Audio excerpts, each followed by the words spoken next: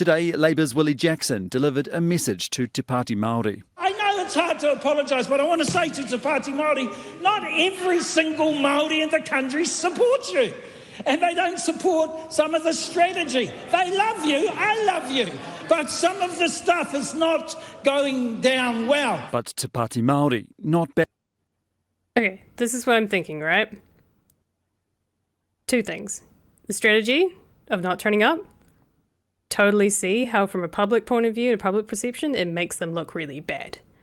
On the other hand, looking at it from a point of view of how much shit do these guys have to go through in order for things to change. And at some point you kind of have to say, take a stand and go, we're not playing this game anymore. We're fucked over. We're fucked off about this whole thing. Stop screwing us over. We're not going to play it. Start playing by our rules. And let's try and find a middle ground. So I get what he's saying, but also I can get Pāti Māori's point of view. What do you think? I mean, it does make sense what he's saying, but I think for me, what I'm hearing is also that there's a lot of this thought, and even the way he's coming to it is very much from a Western colonial perspective to begin with. Like, I do think being like, oh, just don't be like that. Just go and apologize. Like, it's something that, like, the more people are used to having to apologize for small things like this, the more they let people trample all over bigger and bigger things. Like, I don't think it's surprising. Like, people say, oh, try to play the middle, try to be a little less, but every time you do that, you don't get anywhere. I mean, like, we're getting closer and closer to being 200 years from the treaty first being signed. And our country wasn't set up the way it was supposed to be at all. And then you're trying to be like to these people, hey, you're being a bit much and not everyone likes you. Yeah, but also what about David Seymour, his party? How much are they running inside of the government at the moment? And barely fucking anyone voted for them.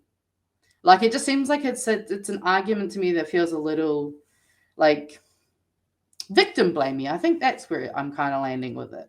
As it feels a little victim blamey, where his ideals are coming from a Western colonial perspective that, like, a lot of people haven't even begun to unpack and even think about in terms of those types of things.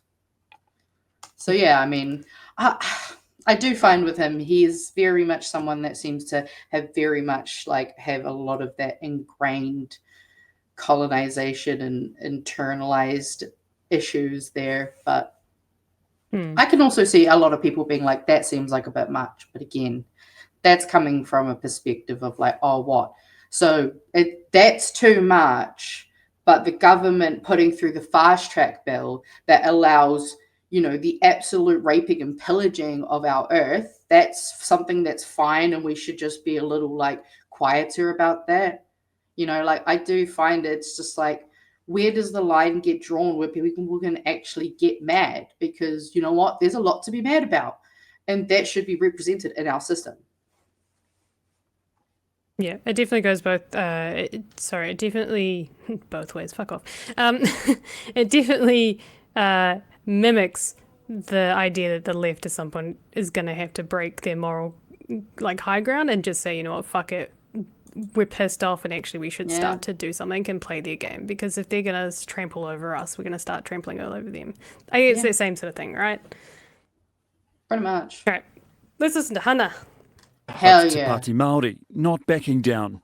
We have no option but to be the opposers and proposers at the same time and actually address the core problem that these systems represent, so that another generation doesn't have to come through these doors and be silenced. The debate she participated in, far from silent.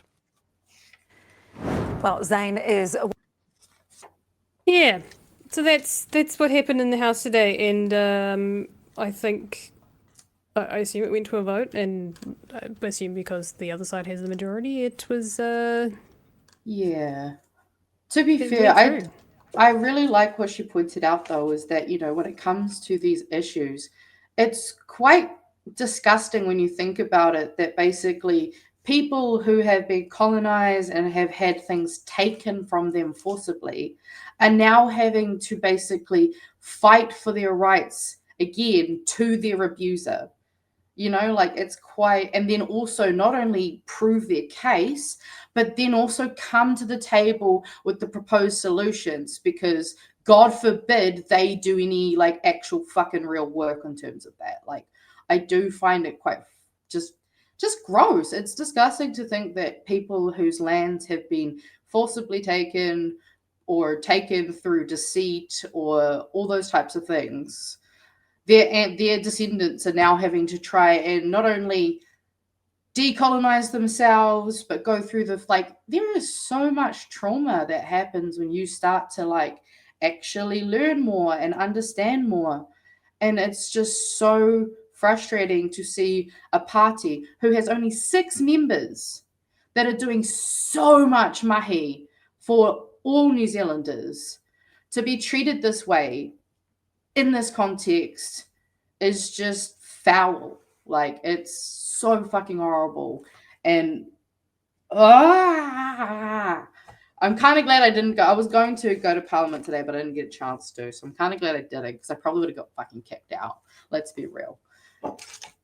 I did see because I saw some videos from Hannah's actual speech, and hearing you can hear the actual pain in like the mamai that she feels for like what this represents in terms of how Māori are being treated by this system, because they're not even being recognized as people who co-founded the fucking system, or at least the idea of the system.